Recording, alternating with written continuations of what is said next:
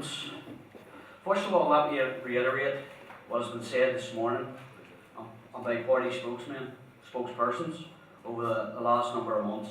Refugees are welcome in Northern Ireland.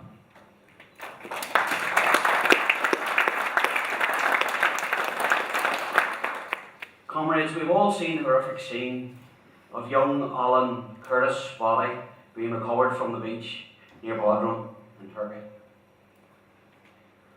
This was described on social media with the hashtag humanity washed ashore. Yet again, we have seen civic society respond with an immeasurable outcry. 2 weeks on from the tragic event, 28 EU Interior Ministers held an emergency meeting on the 14th of December and failed to deal with this humanitarian crisis. Comrades, I don't want to labour upon the tragic events that surround the Kurdi family from Syria, but these events are omnipresent. Young Alan's father carried out an interview, and it's just some things that I feel is very important for us just to kind of take into our psyche. Shortly, he talks about the experience, and he goes into horrific kind of recall from his emotions. He talked about shortly after the boat left Turkey for the Greek island of Kos, it was hit by waves and the captain swam off. He talked about he tried to steer the boat, but another high wave pushed the boat over. And he describes it as, that is when it happened. I tried to catch my children and wife, but there was no hope. He talked about how amazing his kids were. My children were the most beautiful children in the world. Comrades, what is more beautiful than this? And now, for this family, everything is gone. Comrades, I'm a father of 2 beautiful children. Is there anybody in the world for whom their child is not the most precious thing? Young Alan Kurdi, his 5-year-old brother, Caleb, and mother, Rihanna, were among 12 Syrians died after 2 boats capsized soon after they setting off from Kos. I make no apologies for the emotions evoked by highlighting such a horrific set of circumstances. Comrades, we need to be reminiscent of our duty to the international struggle and bring to the fore the plight of all refugees who make the courageous journey to escape war. We need to educate, agitate and organise on issues affecting all refugees. We need to unite and force an end to the US and NATO military interventions in Syria, Libya and Iraq. We must take a stand against those nations who happily sell arms for wealth generation and consequently destroy countries through war. And this has to happen now. Comrades, I just want to make a few short comments on the situation in my own constituency in Upper Bann. I wasn't surprised by the compassion shown by local people when the fallout from war keeps knocking on our door. Civic society is very clear. Refugees are welcome in Northern Ireland, and they are most certainly welcome in Upper Bann. Local people in Craigavon area have a long-standing record of reaching out to those in need. The vast majority of ordinary people are genuinely worried. They want to see action. They want to raise awareness. A real concern for the people in Upper Bann is the inaction by the main political parties with their hokey-cokey in-out politics, even around domestic issues, never mind having to coordinate statutory provision for all refugees. A few constituents of age have spoken about the families of the Vietnamese boat people who arrived in Craigavon over 30 years ago. Histrionics from scaremongers and naysayers back then predicted that the sky would fall in. But of course, on the contrary, these people settled and went on to live a full and happy life, contributing immensely to the local community. We are being told that Northern Ireland will have as few as 50 to 100 refugees and asylum seekers will arrive in and around December. We welcome that small step, albeit a token, but we are moving in the right direction. What we have witnessed is civic society showing leadership and playing a part. People have been collecting essentials for distribution. We cannot and will not let this support be lost. We need our elected representatives in Armagh City, Banbridge and Craigavon Borough Council to take responsibility. We want to know how many people will be settling.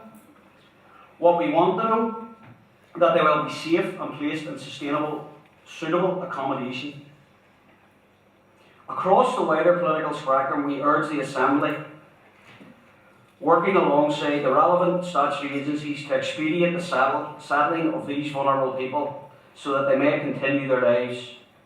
To conclude, comrades, let me spell out one reason why I'm proud to be the representative for the Workers' Party of Ireland in Upper Bann. We stand with the most vulnerable in our society, and it's my firm belief only through working class unity we can make that progressive change. Thank you, comrades. Just 2 points very briefly. One is that obviously we are concentrating here on refugees as they affect the EU and Britain, Ireland, whatever. But in the entire world crisis, the bulk of the refugees are actually located in Africa and in the Middle East. And the second point is this whole flotilla in the Mediterranean. And we hear all the good stories, and they are to be welcomed. But the Irish naval ship, the Neve or the Etna, whatever it is, rescuing so many people, which is really good news. But most of the EU flotilla there aren't rescuing people. They're supposed to be fighting people carriers and the people smugglers. What that means is keep refugees in North Africa. If they die of starvation there, if they die of hunger there, if they die of lack of medicine there, it's in North Africa. It's not our problem. It won't get onto the evening news. So I think that is the EU response. Keep them over there. So I think, thank you very much, Lawrence. In total, we have 497 asylum seekers who are presently awaiting decision from the Home Office to grant them to stay here.